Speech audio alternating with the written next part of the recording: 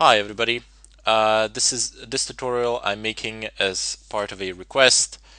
So on Udemy, somebody has asked me how to actually use proxy chains in Fedora 22, and this is how you would basically do it. No big deal. It is fairly simple and easy to do.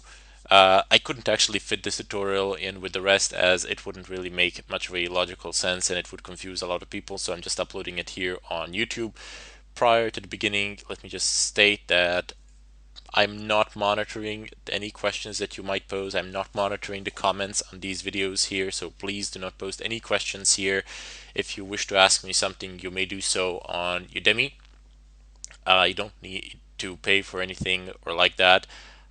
You can just register onto a site, and I'm there listed as an instructor, so ask me whatever you wish. It doesn't matter, as this is primarily made for the students from there. I just can't actually fit it into the course there, but feel free to check out the link below and have a look at what I have to show. So first off, today I will tell you how you can actually how you can route your internet browsing traffic through either a series of proxies or through a Tor network. So one of the two. It's fairly easy to do. It's not a complicated procedure or anything like that. So just follow through and you should be fine. You should do this without any bigger difficult. You should be able to do this without any bigger difficulties. So first off, if you have Fedora installed, as this is primarily for those who do have it installed, just open up a root terminal. It doesn't matter which GUI interface you are using. Just open up a terminal and become root. You can become root by typing in su, and then you'll be prompted for a password. If it doesn't show anything while you're typing, that's perfectly fine. Just type in the password and press enter. Anyway, let's go ahead and begin. So the very first thing that we're going to need is verify that we have internet connectivity. So do ping google.com or any other website that you wish. This is just the simplest for me to write. So I am getting replies, which is very nice. I am connected to the net, so to say. I can exit my local network and access pretty much anything. Great. Now, the next thing that we need to do is actually install proxy chains. I do believe that I've installed it previously on this system. So just go ahead and type in DNF install proxy chains. Doesn't really matter if you're using a 32-bit or a 64-bit system. The change, the selection will be done in an automatic fashion for you if you just type in DNF install proxy chains, as I have right here. The next thing that you need to do, perhaps I should zoom this in just a little bit. There we go. The next thing that you need to do is, well, actually, before we do it, let me just show you this. If you do this, DNF space install space proxy chains space -y, the installation will go through without asking you any questions, and perhaps it will be simpler like that. Anyway, let's go ahead and clear the screen. The next thing that we will need to do, aside from installing proxy chains, is configure our DNS settings. Why? Well, you see, if you let's say that you are going through let's say that you're using some proxies and to access a certain site, and then you access that site through a series of proxies, but your DNS server is the one from your ISP.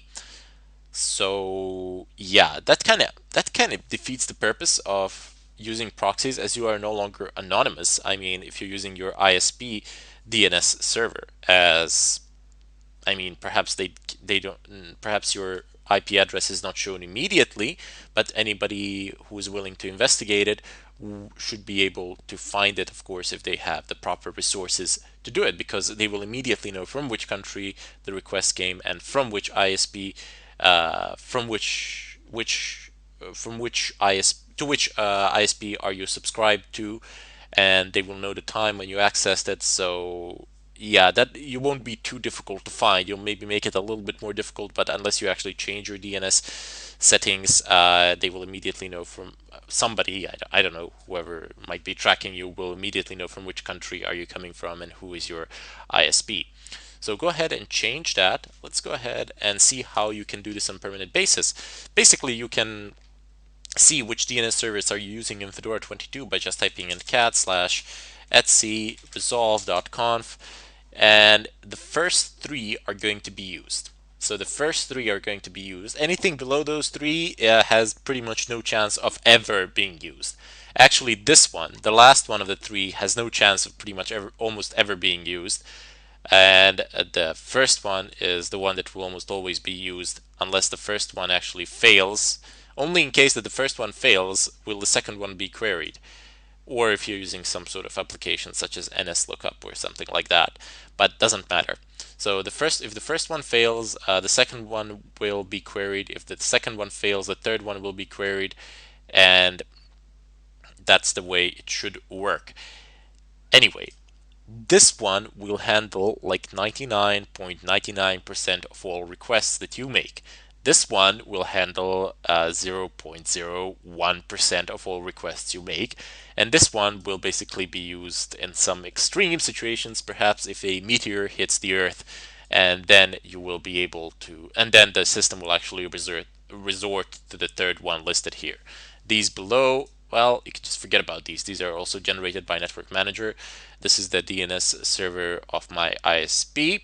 And I know that a lot of you will scream, wait, that's not the DNS server of your ISP, that's your LAN IP, that's the LAN IP address of your router, which is exactly the same as pretty much everybody else's. Well, doesn't necessarily need to be, but most people, maybe more than half the people of this planet Earth who use internet connection will have this IP address listed in LAN as their default gateway, which is their home router.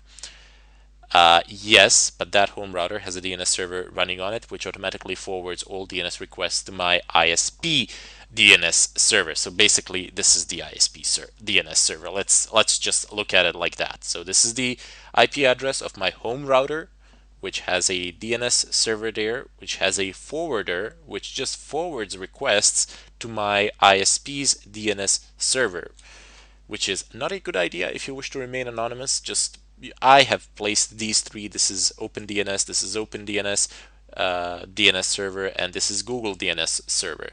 So you can use any that you want. This file will support up to 3. So just go ahead on the net and find the ones that you like.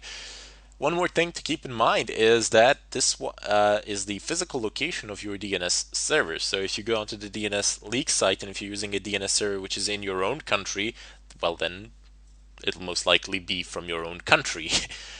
So just if it shows your own country, then I don't know. Just use a different DNS elsewhere in the world. No big deal. Okay, now that we have that cleared out, you can edit this file directly, although that is not really recommended because this file will not survive a network manager restart or a reboot of the system. So these are not permanent changes that are made here, and it is generally not advised that this file be edited directly. Rather, instead, what we're going to do is clear the screen and edit the following file. So if this file doesn't exist, just create it. If there is nothing in this file that we're about to edit, just add appropriate content to it that you see on my screen. No big deal. So go ahead, because that is something I found myself doing a couple of times, so it might be the case with Fedora 22 as well. I'm not exactly sure, but it is completely irrelevant. So if it's missing, just create it. That's it. No big deal. Type in nano. Well, I personally like to use VIM, but I'm assuming that this will be watched by people who are just starting off, so nano is a far simpler text editor. Type in nano /etc /proxychains.conf, press enter, and scroll down to where it says dynamic chain. Now you need to uncomment this line, so delete this what is in front of it and leave the dynamic chain and then comment out the strict chain. What does this mean? Well, honestly, I can give you a ton load of explanations and beat about the bush, but just read through the file. It's like here, dynamic chain, it says dynamic. So each connection will be done via chain proxies. All proxies chained in the order as they appear in the list. At least one proxy must be online to play in the chain. Dead proxies are skipped. What does this mean for you? Well, for example, if you're using Tor, you are advised to use dynamic chain. I don't think that it will even work with strict chain. It might, but yeah, that's not a good idea anyway. If you have 5 proxies, if you have a chain of 5 proxies, so your data is supposed to go from you, and I don't know, you're accessing your mail account via your browser. So it's going from you and it's going directly, well, it's not going directly, it's going through some hops, but you're definitely not anonymous there, and then it reaches the mail, your mail. But if you have 5 proxies in a chain, what that means is that the request that you have made will go to one proxy, and then to another, and then to another, and then to another. And I hope that I've listed 5 there. And then it will go to your mail server. So your mail server will see the IP address of the last proxy, which is not your IP address. The mail server will see the IP address of the last proxy in the chain, which is, of course, as I said, not your IP address at all. You're hiding yourself behind some other IP in the line. But if you use strict chain, this means that it has to go in that particular order, as opposed to dynamic chain, where if one of those 5 proxies just doesn't work, it doesn't matter, it's going to get skipped. Who cares? It's just going to go to the next. As long as at least one of them is functional, you will have a functional connection. In the strict chain, all it takes is one proxy to fail, and that's it. You no longer have internet connectivity at all.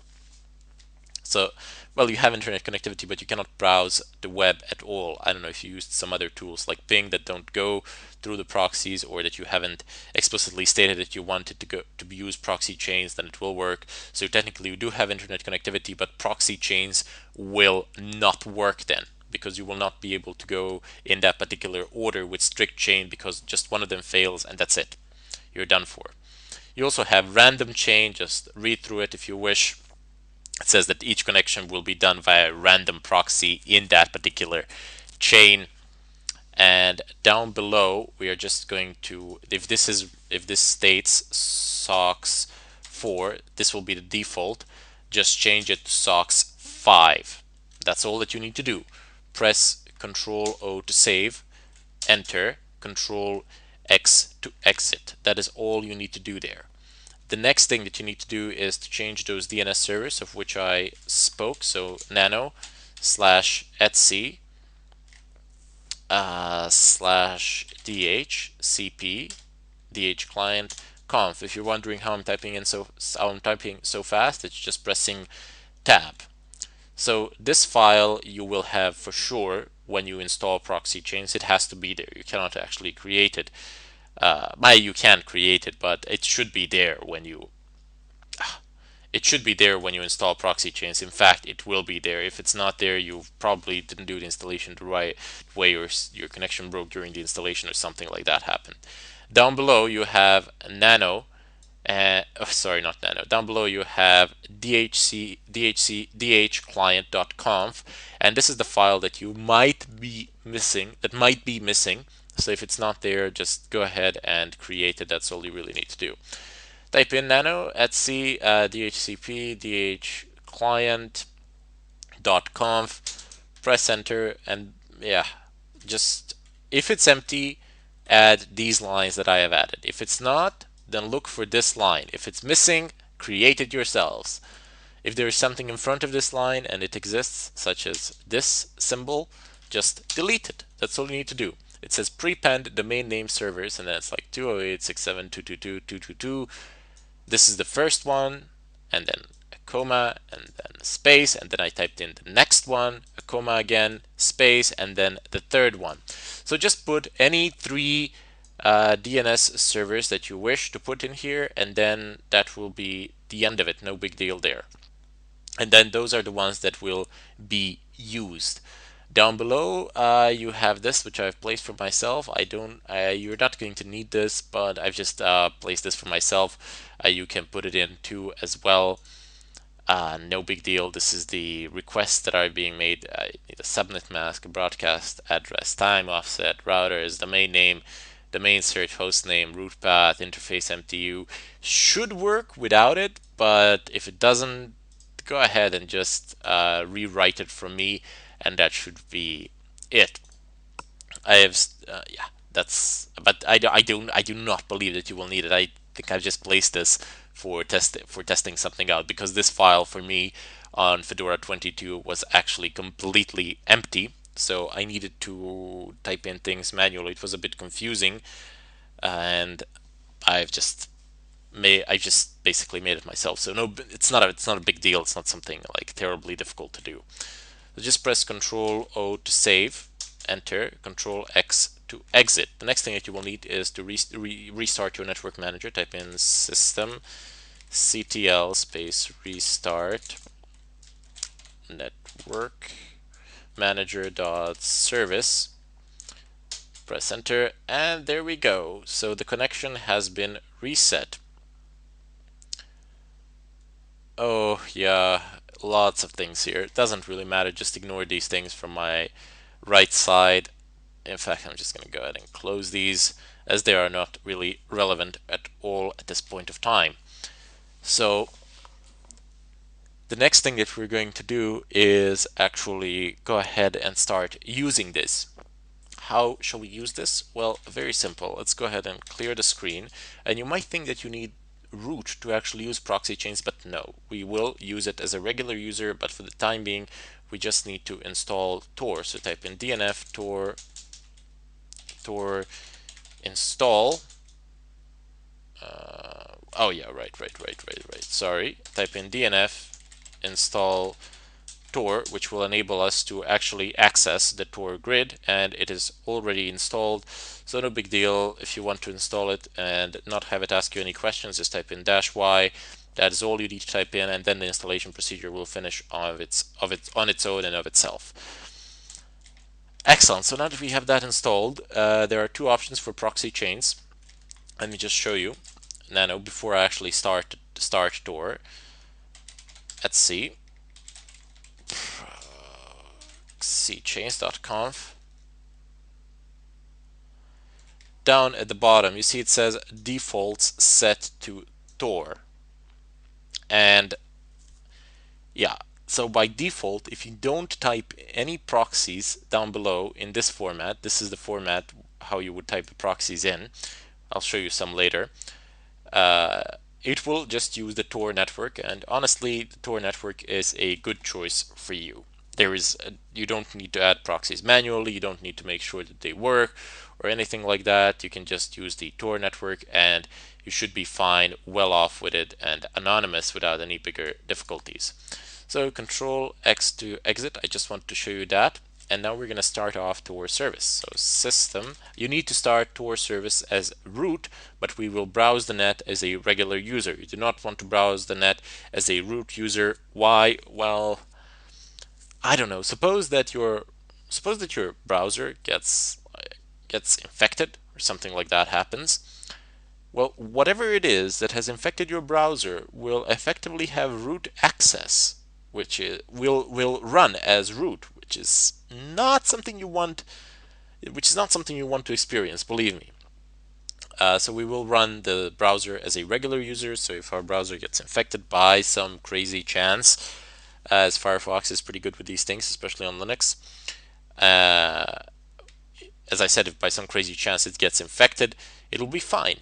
Well, it won't be fine, but it will be better than everything having root access. It will only have the current user permissions, so they aren't too big. Type in systemctl start Tor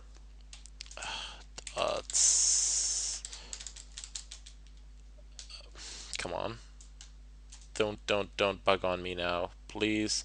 Okay, start Tor dot service. Yes, please. I don't know. Okay, so I have started. So systemctl start tor.service, and you get no output here, so it can be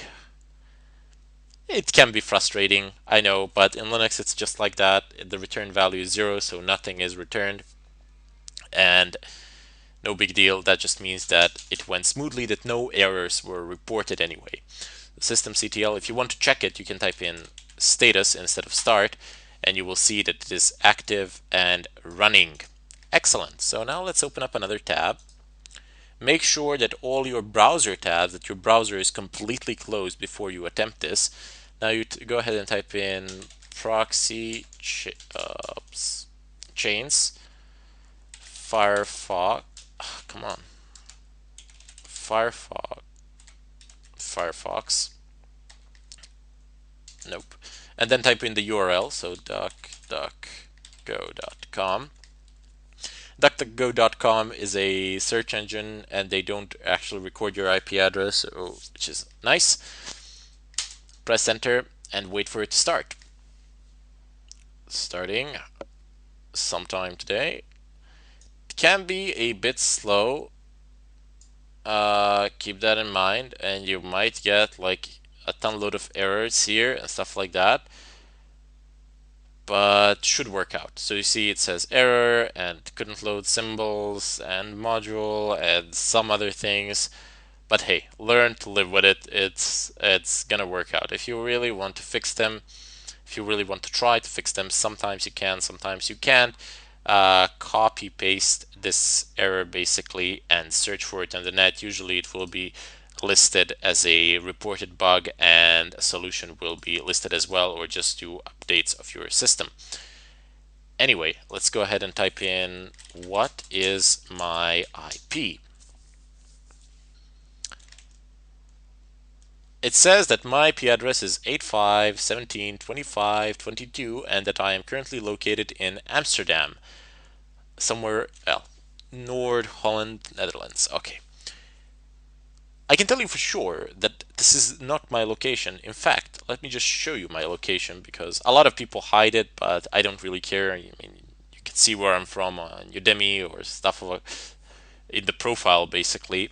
Also, you're gonna see my IP address now, and a lot of people hide that as well. I really do not understand why, because it's a dynamic IP address, and those things tend to change. I mean, they really tend to change depending on the policies of your ISP provider.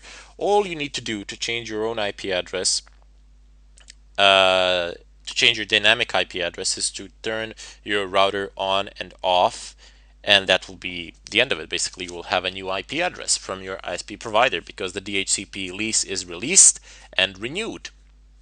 You can do this without turning your router on and off by accessing the management panel and doing it from there, but it's different for every router. So yeah, it's just easier to basically plug the router out of power, plug the router out, and then plug it back in. The power wire, that is. Okay, so let's just start Firefox normally. Firefox. The fact that I'm starting it from the terminal makes no difference of whatsoever. Could have just started from the GUI as well. And let's type in what is my IP. And you can see that this is a completely different IP address, and here I can use this website, which is not that good. Where is it? Forget about this. Let's just use the... Okay, so there we go. It says that your IP address is 46.36.170.253 in Sarajevo, and this is my current real IP address. This is where I am indeed located at the moment. So do you see the difference? I mean, I've basically jumped all the way up to the Northern Europe, and I was masquerading behind that particular IP address. Now there is another thing that you need to take into consideration, which are the DNS leaks. So DNS Leak Test. You don't want this to be happening. Okay, so it says that this is my IP address and that I am in Bosnia, and then it's showing me this weird place on this map which is nowhere near me. So do the standard test, and you see that my DNS is not actually revealed, nor is my ISP provider. It says OpenDNS, which is in the basically United States, and I'm not there, which is very, very good. So this is another thing that you need to take into consideration, because if I didn't change the DNS servers, I wouldn't actually have the option. My ISP would be revealed, and that would jeopardize my anonymity. I would not be anonymous if my ISP DNS servers are revealed, which in my own country from my own ISP, which is pretty bad, as somebody can basically track you down through a proper investigation. So if I do it again, Proxychains Firefox. Okay, I'll actually let's just run Firefox. And I'm gonna go ahead and type in here DNS leak. So it might take it's not instantaneous. Keep that in mind. The Tor network is not the fastest network out there. It can encounter problems, and it's not going to be as fast as you would like it to be. It will take a while for it to load. You can see in the background how the connections are jumping and how it is loading, and eventually it did actually load. Okay, so let's go to the DNS leak once more. I do not want to use Google. Why is it set as a default search engine for this purpose? Okay, so the DNS leak test. Wait for it to open. Excellent. It says hello 5199, and you see I have a different IP every time. Almost every time I disconnect from the network, from the Tor network, and reconnect back to it, and probably get a different IP address. And then I do the standard test once more. And it says some ISP level 3 communications country Germany. So this one actually hides even the fact that I am using OpenDNS, which is very nice. And my location is pretty much completely hidden now. Another thing that can jeopardize your anonymity on the net is, I'm just gonna disconnect from the Tor network and reconnect back to the via the Firefox normal fashion to increase speed.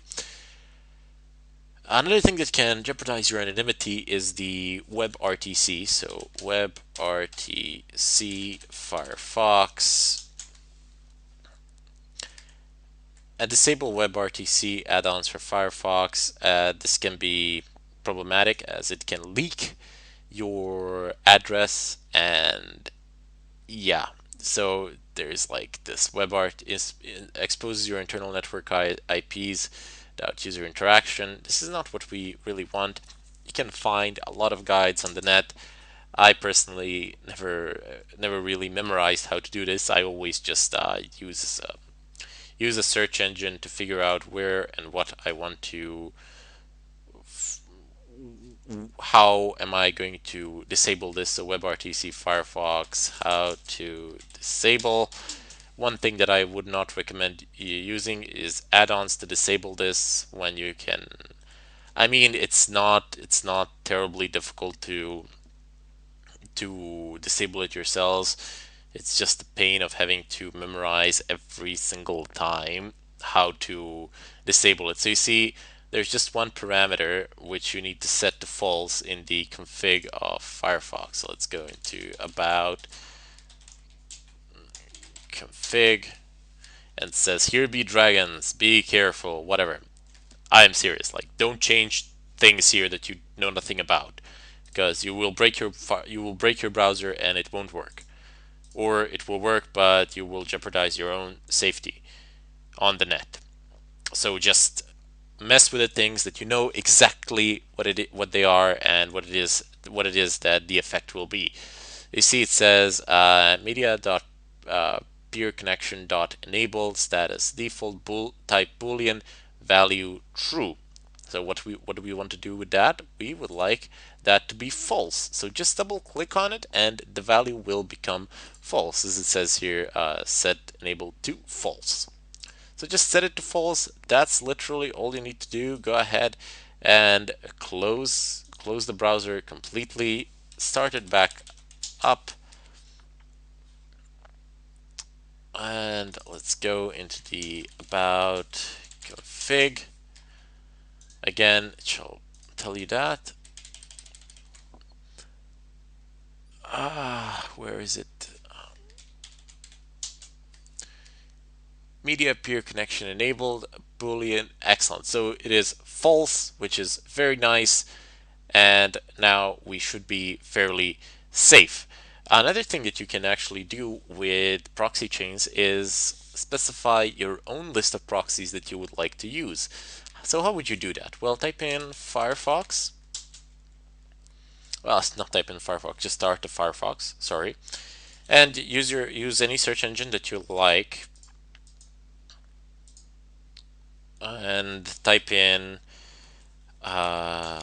list of free SOX 5 proxies. I would use I misspelled that. Wonderful. I would advise using SOX 5 proxies. Free SOX 5 and SOX 4 proxy lists. Do not log into your online accounts through these proxies or by using Tor. You deny the whole. Aside from the fact that you're actually endangering your own information, you are also effectively pointlessly using Tor or the Tor network or proxies because you're basically saying who you are with your own account. So do not log into the account that you would use on a daily basis. That's not a good idea. So I don't know. Look, you have so many proxies here. It says version SOX 5. You have Mexico, China, Russian Federation, Latvia, Germany, Bulgaria, China, Ukraine, Russian Federation again, Brazil, China, United States, and wow, France and China again. The Chinese ones are gonna be really slow. That's what I've learned from my experience. But here, let's use the one from Mexico. Okay, so actually, let's use the first three ones. I have four, five. Let's go to Germany. Excellent. So I will recording. Excellent. So let's type in nano etc proxychains.conf. Go down to the bottom, and let me just adjust these things a little bit so you can. So it's a bit more practical to actually do this. Shall we do this?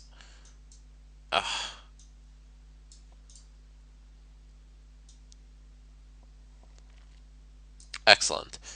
So let's use the first one, just copy paste it, type in, you see here it says version SOX 5. So just type in SOX 5. If it was HTTP, just type in HTTP. But I like to use SOX 5. Why? Because it's the safest one, as far as I know. So Control Shift V, and just use tab, type in the port number 3389, 3389, then again SOX 5. Which one shall we use? Let's just go with the next one. You get the idea. Fairly simple. So 1080. Sometimes you will get some really weird ports, but that's fine. SOX 5.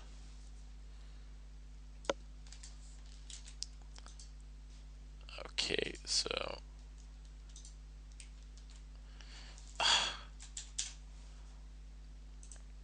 copy and just keep pasting them like this until we have, and there we go. That's a weird port, like 32561. No big deal. And then we have this one. Keep using Control Shift C. I don't know, kind of difficult to break certain habits. And it's 5010. Next one is SOX 5 again. So it's this amazing. I am amazing. And it's like 1 2 3 4 5, 1 2 3 4 5. Kind of a funny port. And that's it. We don't really need or want any more. That's perfectly fine. Just press Control O to save the file, press Enter, and press Control X to exit. close the browser because you cannot conduct changes. You have to reset the browser every time you wish to impose changes. And let's go and say Proxychains Firefox. Let's see what we shall get next. Will we be able to actually manage to do this? Or because these proxies, they're not always functional and they tend to break and so on. But hey, look at it from this side. They're free. You don't have to pay anything for them. There's no need to register anywhere or do anything in return. You just basically go and you use them.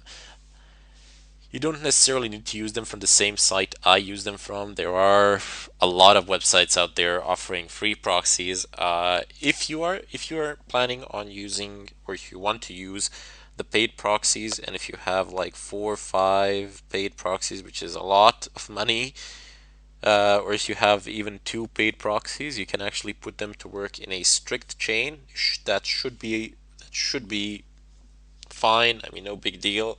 Why? Well, because those paid proxies, they tend to stay up. They're fairly stable. They're fast. There's no need to bother with it. And now you see, it's timing out because these proxies are not functional, which is, or at least I have too many of them, and there's not enough bandwidth on those proxies. Let's just give it some time and let's see what happens. The thing that you need to consider is not only your own internet speed, because you can have the fastest possible internet, and if the proxy on the other side to which you are connecting does not have a good enough speed, basically you will be limited by the speed of that proxy. Your internet connection, even though it has greater bandwidth and it has greater speed, it will not matter at all. You are only as fast as the fastest one as the slowest proxy in the chain that you are using. That is the speed that you will be limited by. Let's put it like that. So this is still trying. This is still going. And as long as it's trying, I'm guessing that it's gonna get somewhere, but doesn't really look like it. Okay, forget about it. Let's try to narrow it down. Okay, so I cannot use that one. I need to use this one. No big deal. Proxies, the free proxies, they generally don't tend to be very useful, so they generally tend to break. Okay, so let's comment out the last 3. This sign that I'm putting, the bar that I'm putting in front of these lines, means that those lines will not be taken into consideration. Control O, enter, Control X. Well, this is a leftover, the process that was running. Proxychains Firefox, duck go.com. Will you load, I beg of you? Okay, that's fine. The problems that I have anyway in the background running, you might have them as well. But you can live without certain things. Human beings are fairly adaptable. So I have one OK request. 148 is fine. And now it timed out. Again, OK. I have a response.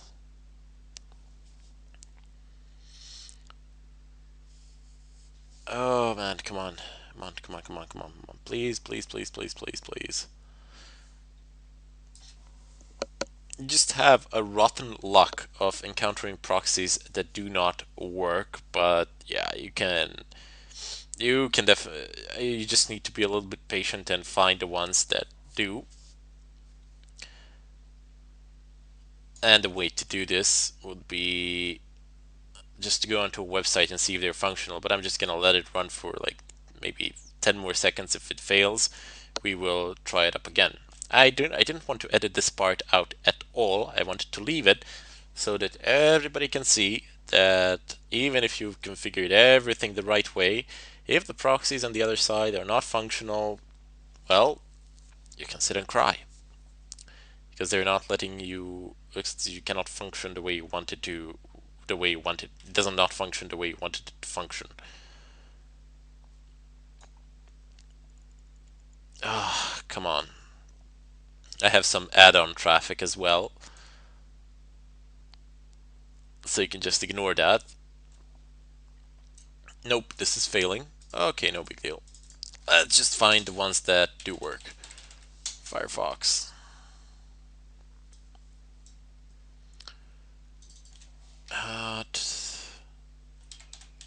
Free socks 5 proxies.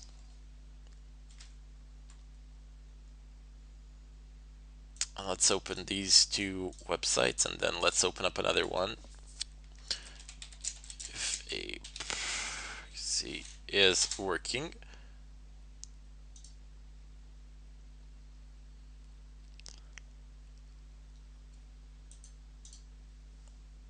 okay, so there we go.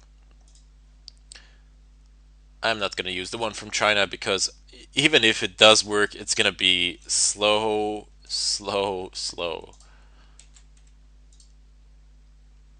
There are no proxies in the list. Why aren't there any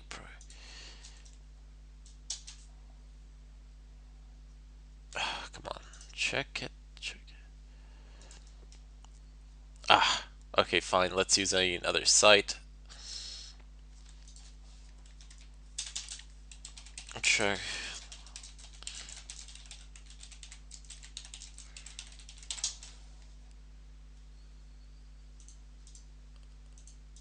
One of them has to be functional. Paste proxies you'd like to check here. Your proxy list. Okay. Start new check. No proxies found. Why are you not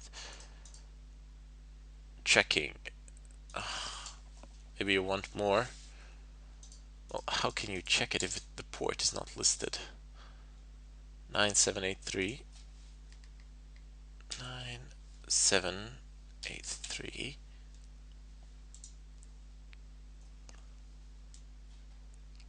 Checking.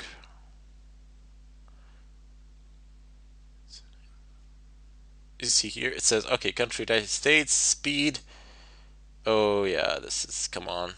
Finish. Sometime today, preferably. God forbid that I actually put more than one. This one is probably going to work as well. I just mistyped the format. 9783. 9783. Right. So it is working indeed. It's just you need to type in the port, which my genius brain could not actually figure out straight away. So the speed is terrible. Well, it's not terrible because it failed, and the proxy is not functional. Checking. Well, if one failed, the other ones most likely fail as well. It says 3 seconds ago, which is a pure lie if you ask me, but oh well. Let's take the one from Germany and see if that one is actually functional.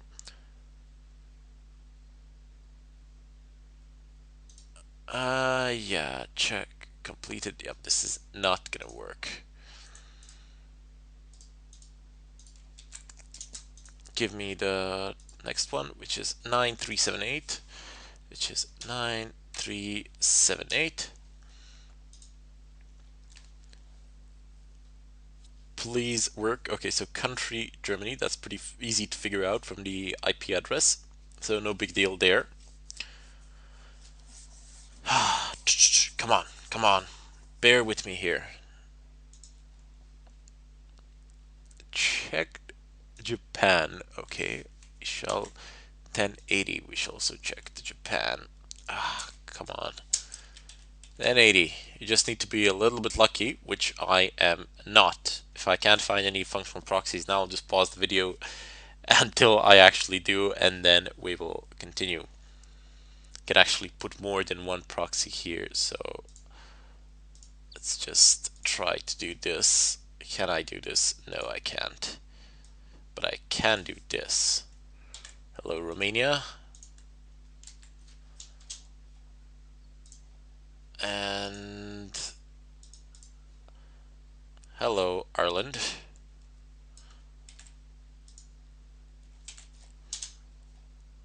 And I'm gonna take the one from the United States on a very weird port. And hello, United States. So let's do the check of the three. So this one is actually from Chicago. This one is from, I have no idea where this city is. That's actually not Ireland. According to a different database, it's from United Kingdom. MT high. Okay, so this one seems to be functional. So one failed, one seems to be functional, and let's see if the third one is, but forget about that one. Yep, that one failed too. So let's use this one. Let's close Firefox. Let's go back into the configuration file of Proxychains. And I'm gonna go ahead and delete these because I no longer really need them. Control O, enter, Control X. So if you're using a paid proxy, you won't need to go through all of this, but then again, who likes paying for things? How is the speed on this one? Said it was relatively decent. Okay, let's wait for these, well, failures to pass. Basically, we have to endure the errors.